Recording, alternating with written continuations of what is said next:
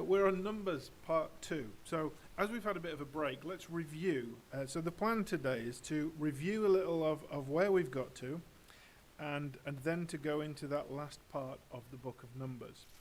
So Genesis, summary, the Creator makes everything good. He displays his glory in the world in so doing, and he sets restoration in motion through the covenants.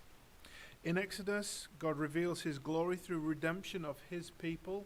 He chooses a people and then he brings them out of Egypt, and in so doing brings glory to himself. In Leviticus, God gives instruction for his people to be holy that he might walk with them.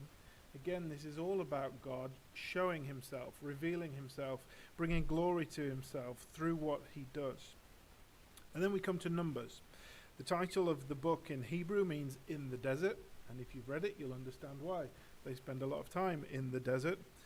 The Greek meaning is numbers, hence why we call it the book of Numbers, and that's evident because at the beginning there's the first census, and then in the second half of the book there's the second census, so there are indeed a lot of numbers. The purpose of the book of Numbers, God refines the nation through the wilderness wanderings. So he brought his people to the edge of the promised land, and they didn't have faith about going into the land and about the Lord being able to bring them into the land. And so because of that, the Lord took them into the wilderness because of their rebellion to refine them. And the first generation of Israelites that were part of that lack of faith were gradually all wiped out, until only a few of them, Caleb and Joshua, were able to go into the promised land with that second generation. So we looked last time at the experience of the first generation in chapters 1 to 25 of Numbers. Firstly, Yahweh guides, Numbers 1 to Numbers 10. There was the first census, and if you compare the numbers between the first census and the second census, there's some differences that we see, and we'll get to that when we get to the second census. Then there's the tabernacle, showing that God dwelling with them in the tabernacle. It was all to be done according to his commands. The way they were to treat the Lord and his dwelling was to be holy. And the tabernacle was at the center of their camp. Their world was to revolve around God and his presence. Chapters 5 to 10, there are chapters about holiness and about dedication, including the Nazirite vow. And we saw how there are three people who gave the Nazirite vow who stand out in Scripture. One is Samson, who was a bad example. He didn't really keep to it. He did things wrong. Another is Samuel, who seemed to keep it well, and who was the kingmaker. He, on God's behalf, anointed David to be king. And then later on, there's another kingmaker, in that John the Baptist also undertook the Nazirite vow, and he, of course, pointed the way to Jesus, the true king. Numbers 11 and 12, Yahweh corrects as the people complain. There are other leaders appointed as well to help Moses. Yahweh punishes and renews. The 12 spies go into Canaan in chapter 13. There's a rebellion against Moses in chapter 16, and then there's a rebellion including Moses. Well, rebellion's a bit strong, but he seems to lack faith at that point as well. So all the while through the wilderness wanderings, the Lord is refining his people through their complaining and his discipline of that, his punishment. From chapter 20, Yahweh sustains and protects. Aaron dies. There's the incident with the snakes set upon the people for their lack of faith. Yet then Moses is instructed to raise up a snake, or a bronze snake on the stick, and as people look to that, they are healed. And that's something of a shadow pointing to Christ, and that's used in the book of John. As they look up to what God has provided for their healing, they are healed. Just as it was with the snakes in the desert, so it is with Christ in a greater way that we're healed of our sin. And then various battles with Canaanite kings. Effectively, the Lord is showing the second generation, look what you could have won if you'd been faithful earlier. If you'd been faithful, Israel, right from the beginning, you would have had these victories right from the start. But the Lord is teaching them to have faith in him. And at this point, they do. And then, that's as far as we got. So we're still in the life of the first generation of Israel, really, as the Lord is refining his people. And then this last section of the life of the first generation, Yahweh renews his promises from Numbers 22 to 25. And here we have a fascinating account, if you've heard of it, of Balaam and Balak. Now Balaam was, it seems, a famous prophet even. He's not of God's people, yet clearly God speaks with him in these chapters. And so he does seem to have some kind of relationship with God. He calls Yahweh his God. And there is archaeological evidence that Balaam was renowned. There are inscriptions that describe Balaam as this prophet and oracle. I'll come back to that in a second. So Balaam, the God whisperer, in effect. What's going on here is that Balak, this foreign king, realizes, along with the nations around Israel, that they can't defeat Israel because their God is with them. They've come to realize that. And so Balak's a bit smart. He says to himself, we need a God whisperer. We need someone who can talk to this God of theirs and get him on our side. And so they know that Balaam is this famous prophet and oracle. So let's go to Balaam and get him to pronounce curses upon this people instead of blessings. And so there are 6 oracles that Balaam receives from God and that he pronounces upon the people of Israel. Balak wants Balaam to curse, but Balaam can only do what God says. And actually, he blesses the people of Israel, much to the dismay and frustration of Balak. So looking at, let's look at the first oracle of Balaam is Numbers 23, verses 7 to 10. And as we look through that, we see that Israel will be blessed. So Balak wants Balaam to curse, but actually Balaam ends up blessing. So chapter 23, verses 7 to 10. Balaam uttered his oracle. Balak brought me from Aram, the king of Moab from the eastern mountains. Come, he said, curse Jacob for me. Come, denounce Israel. How can I curse those whom God has not cursed? How can I denounce whom the Lord has not denounced? From the rocky peaks I saw them. From the heights I view them. I see a people who live apart and do not consider themselves one of the nations. Who can count the dust of Jacob or number the 4th part of Israel? Let me die the death of the righteous, and may my end be like theirs. Now it's interesting the words that Balaam uses here. They echo some of the Abrahamic covenant. Who can count the dust of Jacob? Who can number the 4th part of Israel? That's about they being numerous, which of course is what the Abrahamic covenant talks about as well, them having many seed. And of course, I see a people who live apart. They are separate. They are God's treasured possession.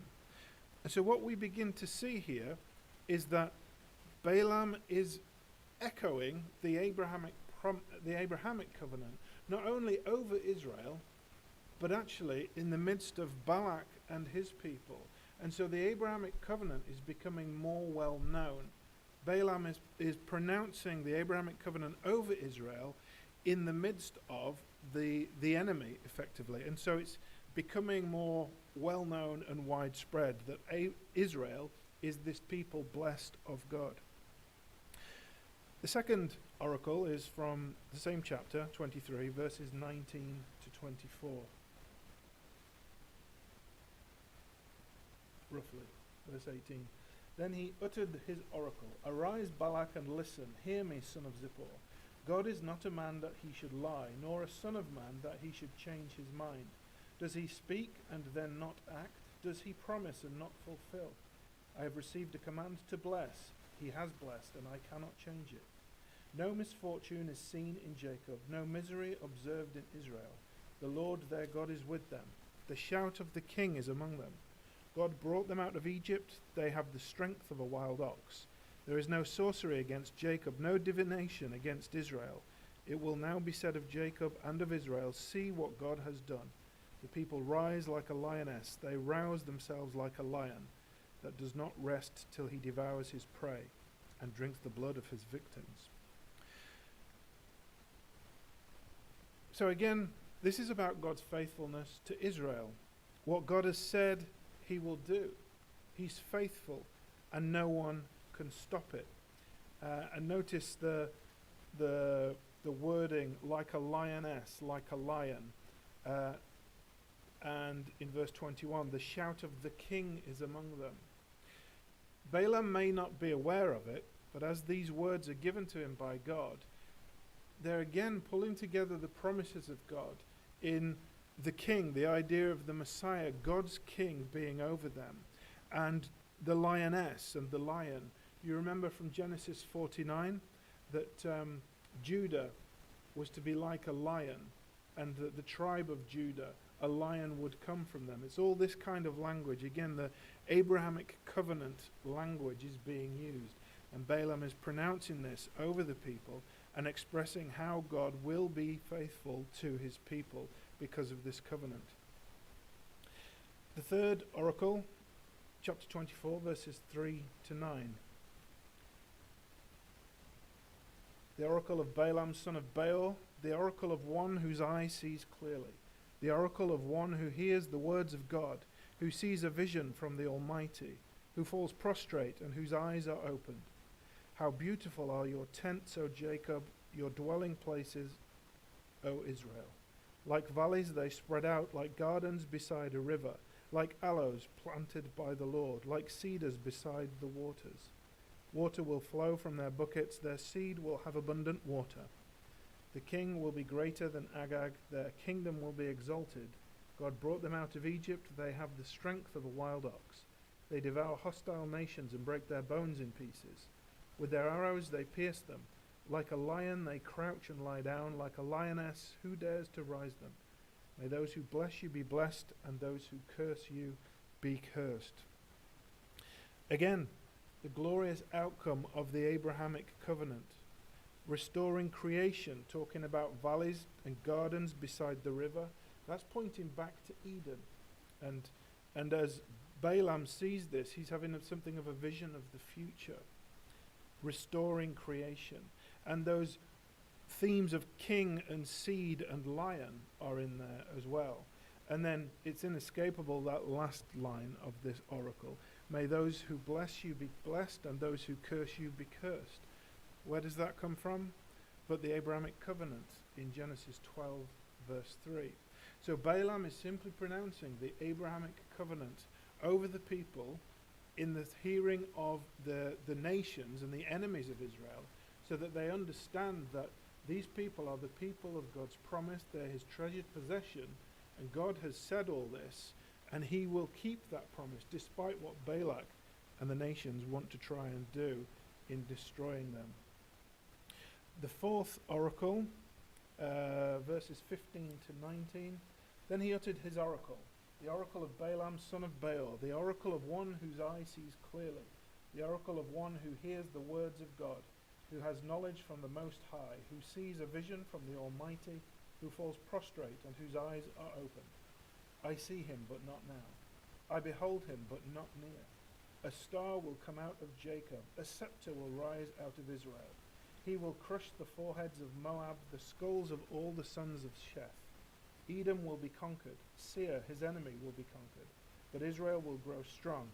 A ruler will come out of Jacob and destroy the survivors of the city.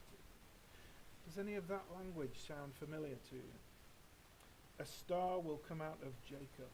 What does that remind you of? Sounds like Christmas, doesn't it? all the various carols that we talk about. And having read to the end of the book, we know what's coming, and we know that a star will indeed come out of Jacob. But not only that, a star will point to the star, won't it? The star will lead the wise men to Jesus when he's born.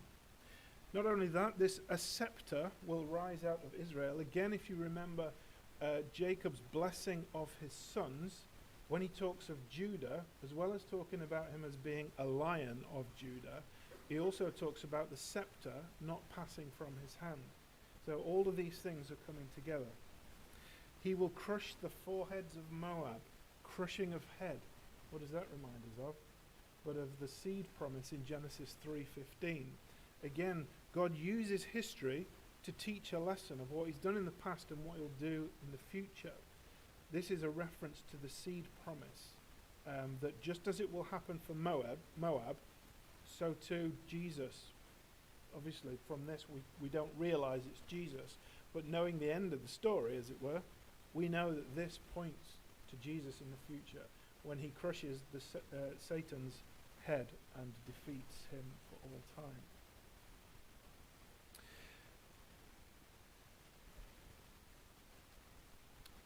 A ruler will come out of Jacob and destroy the survivors of the city. A ruler. This word for ruling is really interesting because there's a different word that is most often used. This word, he will have dominion, he will rule. It seems to be specifically used of God's king. Not always, but often. It's used 22 times in the Old Testament. And it's the same word that's used in Genesis 1:26. Let us make man in our image and let him have dominion over the earth. Micah 5:2 uses this kind of language as well, that a ruler will come out of Bethlehem. All of these things point to the fact that Balaam is declaring that this future king of Israel, the fulfiller of the seed promise, will effectively be a second Adam, restoring creation, fulfilling where Adam had failed. And he's declaring this to the nations. So they're all this message of the seed promise and the king and what God has done in defeating sin and returning everything to Eden through his people, through one who will come in the future. This is being declared to the nations in all of this through Balaam. You might think that's a bit much, but when we read Matthew chapter 2, verses 1 to 6, Matthew should be fairly familiar to us because it's one of those passages that we wheel out at Christmas, as we will be doing this year actually. Matthew chapter 2, verses 1 to 6. After Jesus was born in Bethlehem in Judea during the time of King Herod, Magi from the east came to Jerusalem and asked, "Where is the one who has been born King of the Jews? We saw his star in the east and have come to worship him." When King Herod heard this, he was disturbed, and all Jerusalem with him. When he called together all the people's chief priests and teachers of the law, he asked them where the Christ was to be born. "In Bethlehem in Judea," they replied, "for this is what the prophet has written. But you, Bethlehem, in the land of Judah, are by no means least among the rulers of Judah. For out of you will come a ruler who will be the shepherd of my people Israel." Isn't it interesting that the Magi knew where to look, and the Magi followed the star? I think this shows to us that Balaam was well known, and that these oracles were well known in the ancient Near East generally.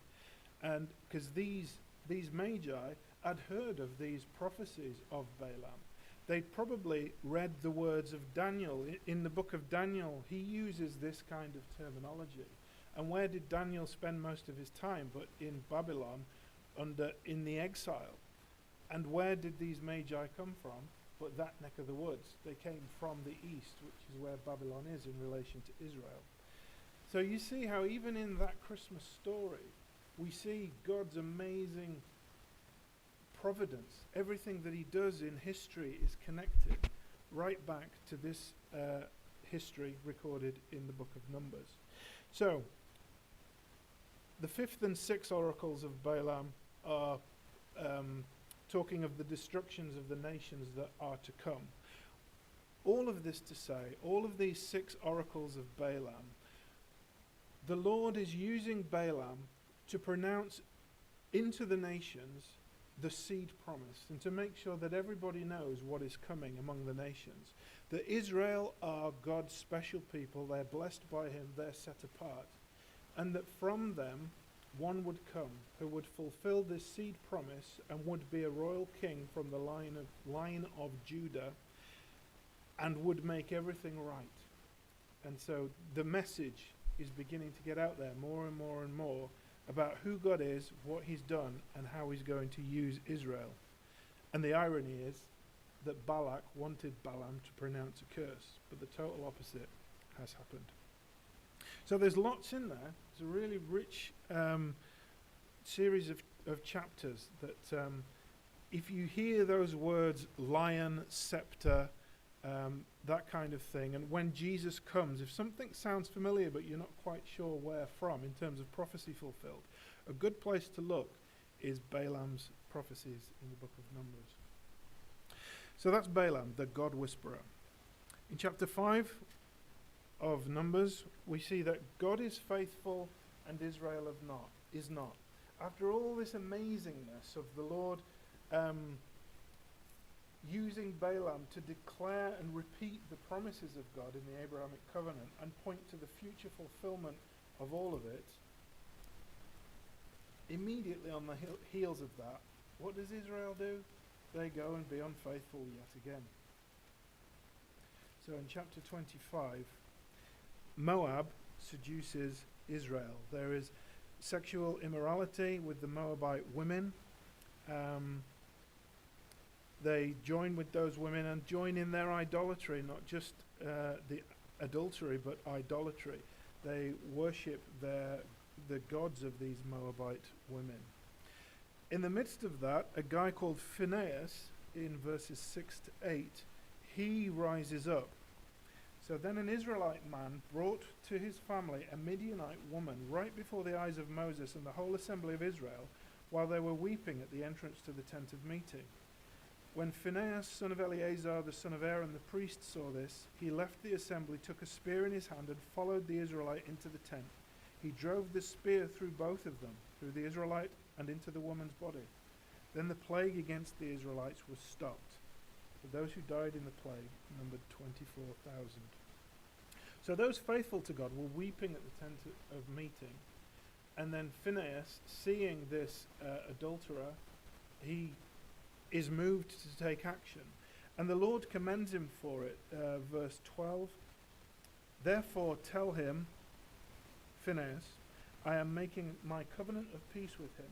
He and his descendants will have a covenant of a lasting priesthood, because he was zealous for the honor of his God and made atonement for the Israelites. So through Phinehas' zealous actions for the honor of God, he made it right between Israel and the people of God. And Phinehas is rewarded for him. Now we're just about to turn to chapter 26, where the second census happens. But this is a really interesting transition to focus on the second generation, because Phinehas is an exemplar of the attitude of the second generation. It was the first generation that were doing all of this idolatry and adultery, but it was one of the second generation who rose up and with zeal for God took action. And it's then that we move into chapter 26. So Phinehas is an example of God's work in refining the people and the right attitude that at this time they have.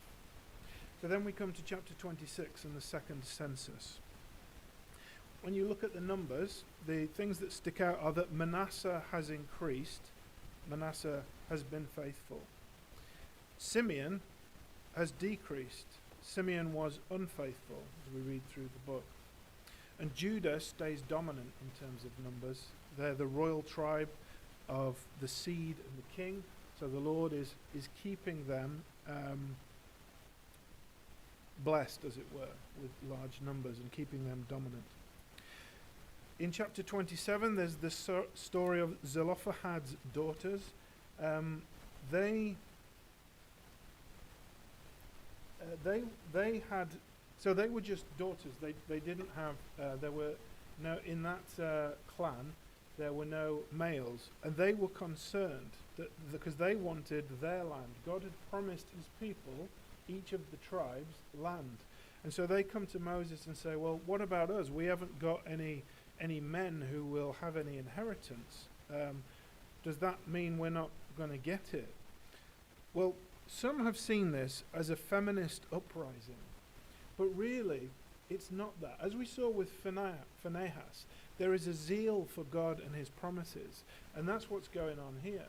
The women of Zelophehad have a zeal for God and his promises. The first generation, they didn't want the land, but Lord, we do. We trust your promise, and we want the land, but how's this going to work if we haven't got men who will inherit the land? This, of course, is revolutionary in that day and age. Women owning property didn't happen. So in that respect, while many say that the Bible is backward in respect to women, in some respects it's not. This is really pioneering that women would own property like that. And so Moses does say, yes, you women, Zelophehad's daughters, you will be given some land when we get into the promised land. Skipping forward then, and we'll just because these things fit together, in Numbers 36, the last chapter, they crop up again, saying, okay, so we've got an inheritance appointed to us, but then if we intermarry with the other tribes, then we're going to lose our inheritance because it will fall to the male, the person that we marry to. That tribe will get the land, so what do we do?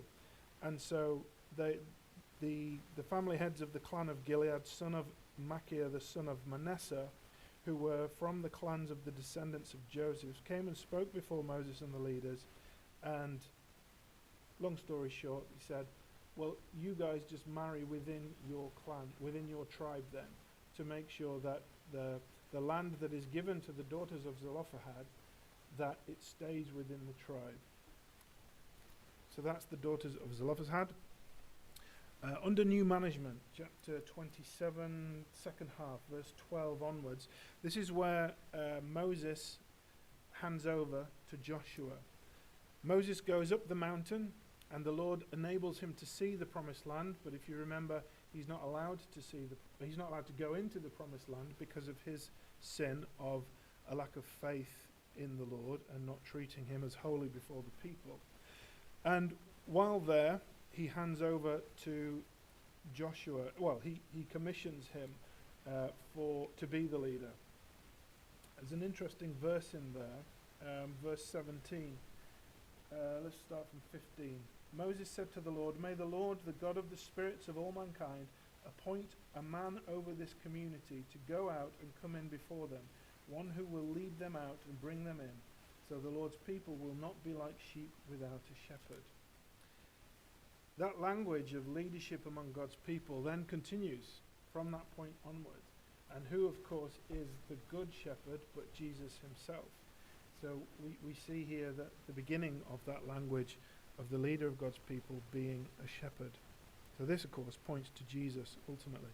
So Joshua is commissioned there to take over from Moses.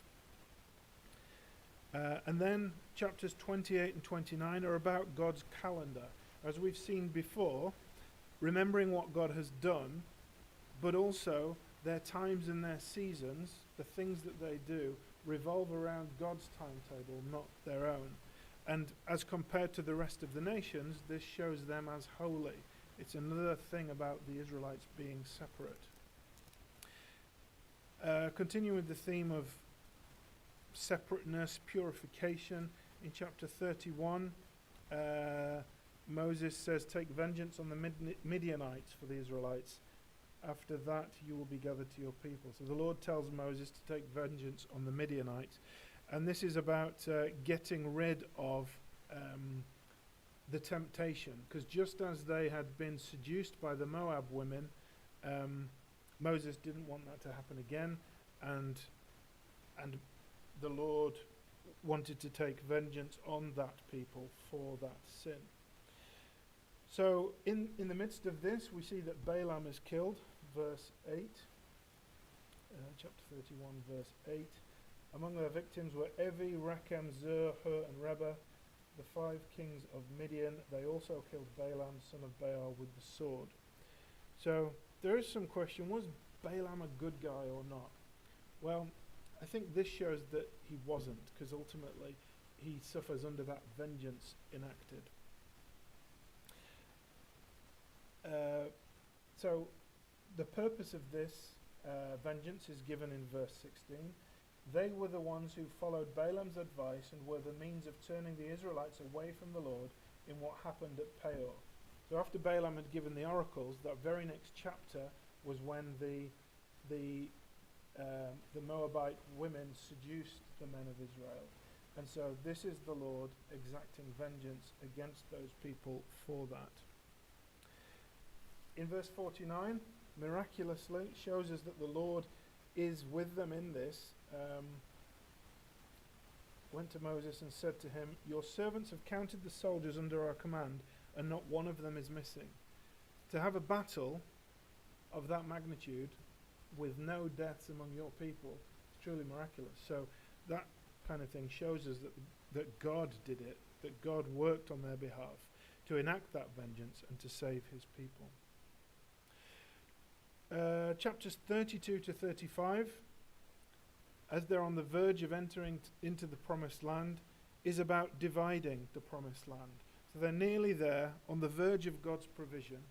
Reuben, Gad, and Manasseh decide that they like where they are and they'd like this land on the east side of the River Jordan. And so they're allowed to stay. That can be their land, but they have to promise to go in, to cross the Jordan, to go in with the rest of their brothers, the other tribes, and to subdue the nations, and then they'll be able to come back and settle in their land. So their families settle, but the men go off to war with the rest, and we see that eventually they're allowed to come and settle with their families. So that is Numbers, the book of Numbers. The experience of the first generation, the experience of the second, and throughout it, as we look at it, we see that God refines his people. After that initial faithlessness, the Lord whittles them down. He deals with that older generation that lacked faith about God being able to provide the land for them. And whereas they'd said, if we go into that land, our children will become plunder, the Lord, as he tends to do, uses irony, and it's actually their children that inherit the land. They don't become plunder at all. They actually inherit the land. And so the second generation, through the discipline of the Lord, is made more faithful so that they're at the right point to accept the promises of God and head into the promised land. But before they do that, of course, we come to the book of Deuteronomy, where Moses restates the law for them. Because they're a second generation, they hadn't heard all of the law as it had been given in Exodus. And so Deuteronomy is Moses restating the law for them, preparing the next generation to enter the promised land. So we'll look at that next week. Meanwhile, are there any questions about Numbers?